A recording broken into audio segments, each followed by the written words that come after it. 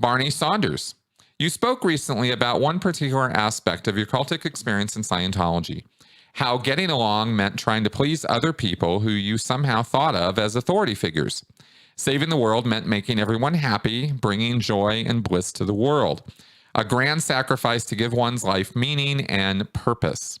As Hubbard himself said, a being is only as valuable as he can serve others, which in itself is a mind trap of slavery.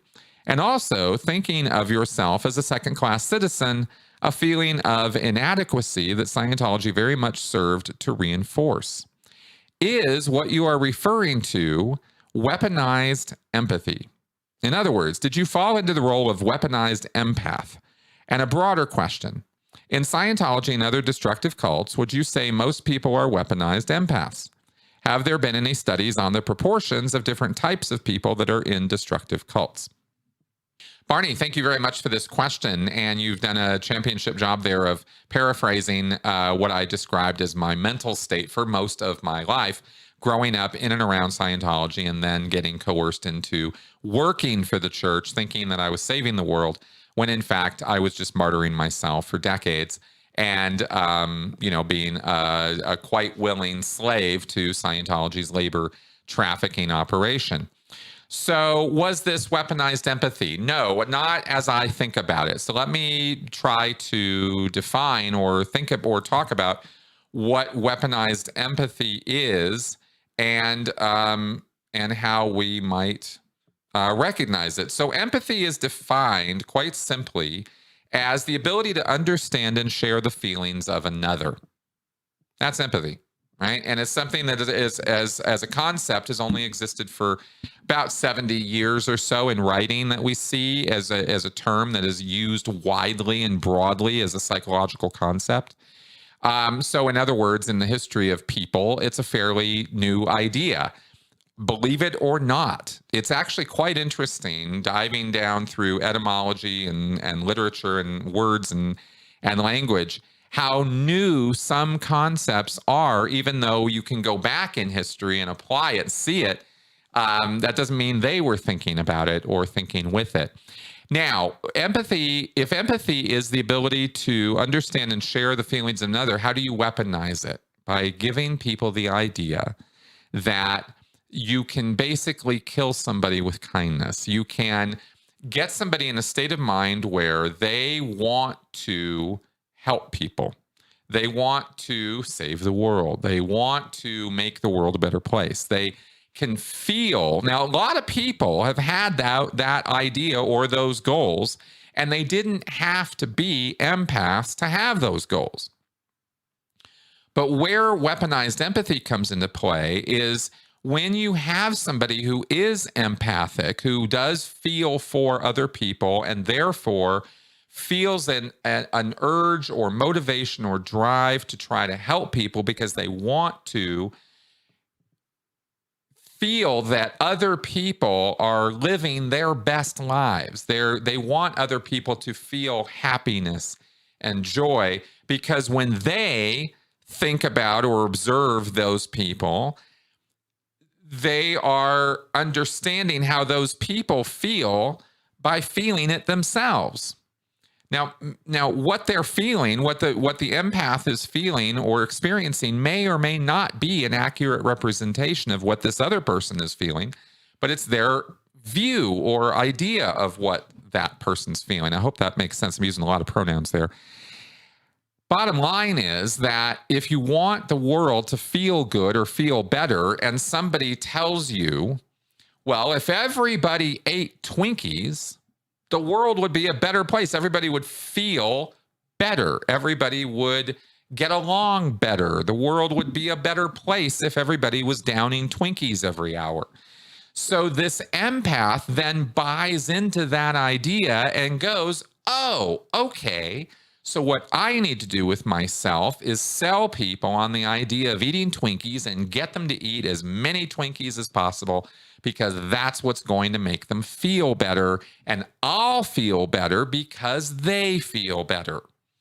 And then the weaponization of this comes in when the idea is introduced. Well, not everybody's going to agree with this. Some people are anti-Twinkie. And some people are so anti-Twinkie that they run around destroying the Twinkies, burning down the factories, wanting to make the Twinkies illegal. Let's get rid of all the Twinkies, ban the Twinkies.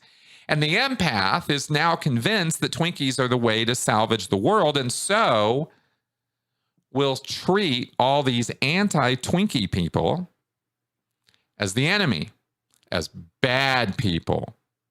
They're the enemies of mankind, and therefore, in order for me as an empath to fulfill my mission of Twinkitizing the entire world and thereby making it happy, I got to get rid of these bad people. These bad, awful people either need to be converted to our cause, they need to see the error of their ways, or they need to be moved out of the way.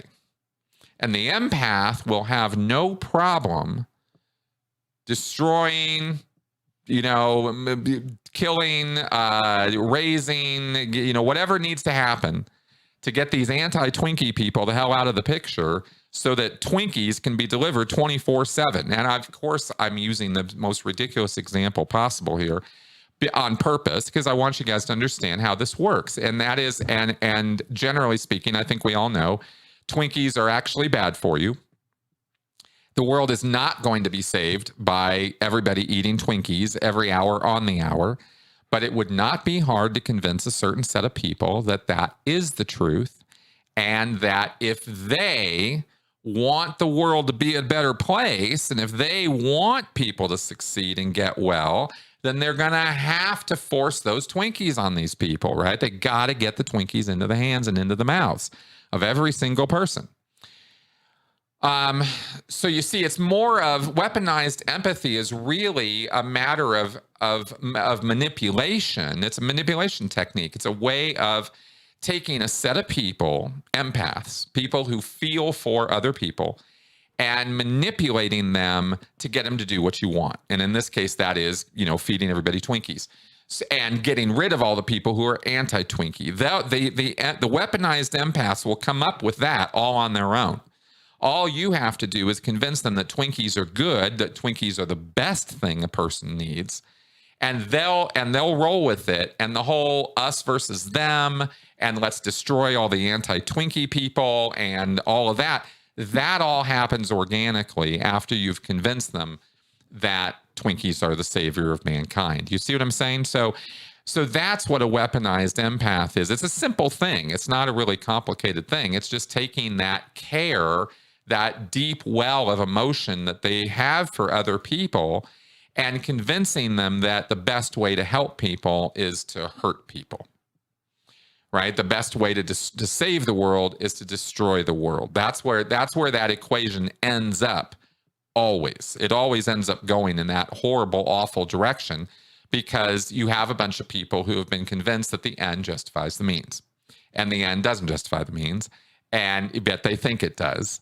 And that's how I have always kind of thought about or seen weaponized empaths. So was I a weaponized empath? Oh yeah, definitely I was in Scientology, but I wanted to give a bigger explanation for why than simply I was martyring myself. There's an evil twist in that picture, which is that weaponized empaths have come up with a way of hurting people, of making it okay or rationalizing or justifying violence and death because that's necessary, in order to save the world.